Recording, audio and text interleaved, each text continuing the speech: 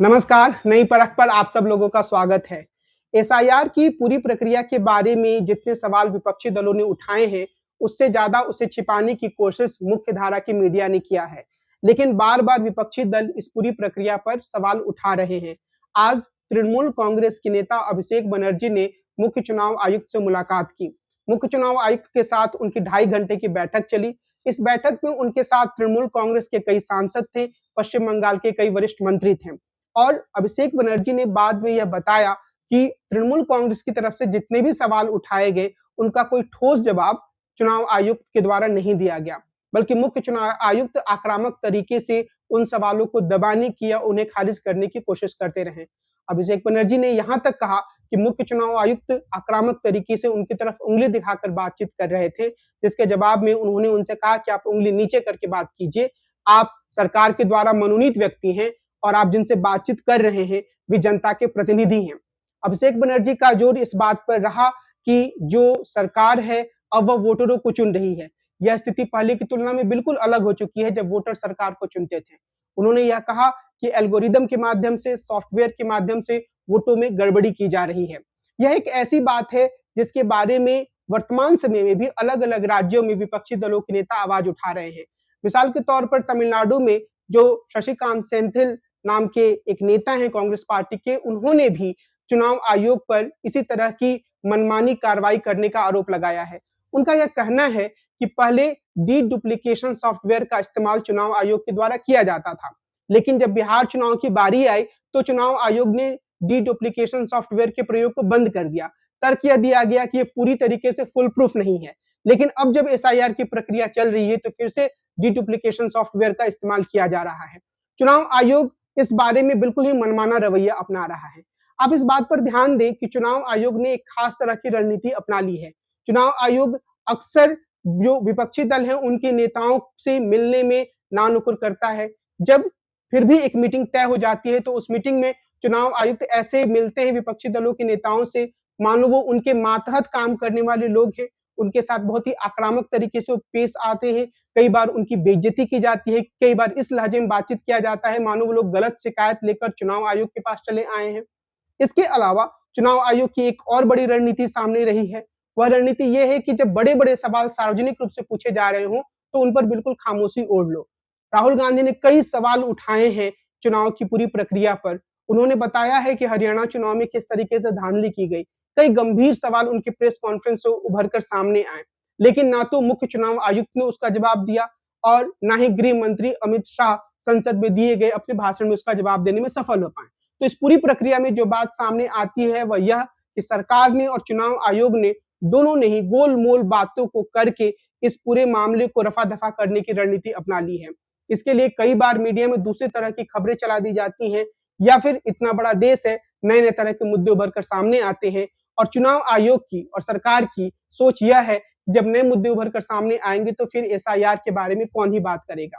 लेकिन हकीकत यह है कि एसआईआर के माध्यम से जो शिकायतें लोगों के सामने आ रही हैं, जो गड़बड़ियों की बात लोग बार-बार कह रहे हैं, वह आवाज़ लगातार ऊँची होती जा रही है। हालाँकि हम यह भी कह सकते हैं कि विपक्षी दलों में इसको लेकर एक ठोस रणनीति का अभाव है। जैसे शशि थरूर जो कांग्रेस के नेता हैं और बार-बार वो अपना एक रुझान दिखाते रहते हैं भारतीय जनता पार्टी की तरफ से। उन्होंने रजत शर्मा के कार्यक्रम में यहाँ तक कह दिया कि मैं तो बिल्कुल यह मानता हूँ कि हमारे देश में होने वाले सारे चुनाव साफ-सुथरे हैं, उनकी निष्पक्षता पर कोई संदेह नहीं है। कांग्रेस पार्टी के एक नेता के द्वारा ऐसा बयान दिया जाना असल में राहुल गांधी के पूरे अभियान को पतीला लगा देता है और ऐसा लगता है कि कांग्रेस पार्टी के भीतर ही उसे लेकर काफ़ी विभ्रम की स्थिति है, काफ़ी संशय की स्थिति है। कांग्रेस के नेताओं को ही इस बात पर कोई भरोसा नहीं है कि राहुल गांधी जिस तरीके के आरोप लगा रहे हैं, भले ही वो ठोस प्रमाण के साथ लगा रहे हों, उन पे कोई दम है, ऐसा भरोसा कांग्रेस के नेताओं को नहीं है।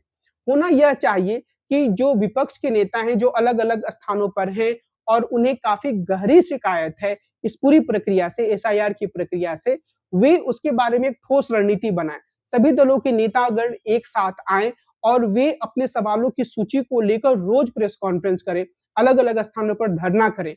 वे मीडिया को इस बात के लिए मजबूर कर दें कि वे इस मुद्दे पर चर्चा करें, इसमें होने वाली गड़बड़ी पर चर्चा करें। वे चुनाव आयोग को इस बात के लिए मजबूर कर दें कि वो उनकी सवालों का जवाब दे। लेकिन जो चीज़ हम देख रहे हैं, वह यह कि एसआईआर के मुद्दे पर, चुनाव सुधार के मुद्दे पर, चुनाव आयोग की बिल्कुल पक्षपातपूर्ण रवैये के मुद्दे पर जो विपक्षी दल हैं वो बटे हुए हैं और उस बटे होने की स्थिति का फायदा सत्ता पक्ष उठाता है और वह ये नैरेटिव बनाने की कोशिश करता है कि विपक्षी दल, खासतौर पर कांग्रेस पार्टी, खासतौर पर राहुल गांधी जो कुछ भी बातें कह रहे हैं चुनाव आयोग के बारे में, एसआईआर की गड़बड़ी के बारे में, असल में वो खिसियानी बिल्ली के खंभा नोचने की तरह है। वो चुनाव जीत नहीं पा रहे हैं तो बार-बार इस तरह की शिकायतें सामने रखते हैं। लेकिन राहुल गांधी के द्वारा उठाए गए प्रश्न गंभीर हैं और अन्य विपक्षी दल भी इस चीज को महसूस करते हैं। तो ऐसे में उनकी यह कोशिश होनी चाहिए कि वे एक साथ आएं। उनकी यह कोशिश होनी चाहिए कि वे चुनाव आयोग पर अलग-अलग सवालों का बौछार करने के बजाय एक संयुक्त विपक्ष के रूप में सवाल रखें।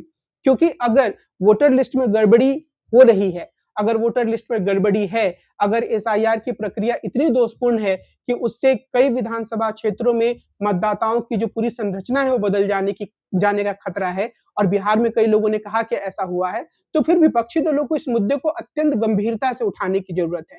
लेकिन जब विपक्षी दल खुद इस मुद्दे को लेकर ढीले हो जाते हैं, जब उनमें कोई एक सुर नहीं दिखता है, जब सब अलग-अलग प्रदेशों में अपनी सुविधा के अनुसार बात करते हैं, तो फिर यह मुद्दा बड़ा मुद्दा नहीं बन पाता है। सरकार के लिए लोगों को इस मुद्दे से डिस्ट्रैक्ट करना, इस मुद्दे से दूर हटा देना ज़्यादा आसान हो जाता है। इसलिए मुझे ये लगता है कि विपक्षी दलों को इस मुद्दे को काफ़ी गंभीरता से एकजुट होकर उठाने की ज़रूरत है और वह एकजुट होकर जब इस मुद्दे को उठाएँगे, तो मीडिया को, सरकार को, चुनाव आयोग को इन मुद्दों पर अपनी प्रतिक्रिया देनी पड़ेगी, उन्हें अपना स्टैंड साफ करना पड़ेगा।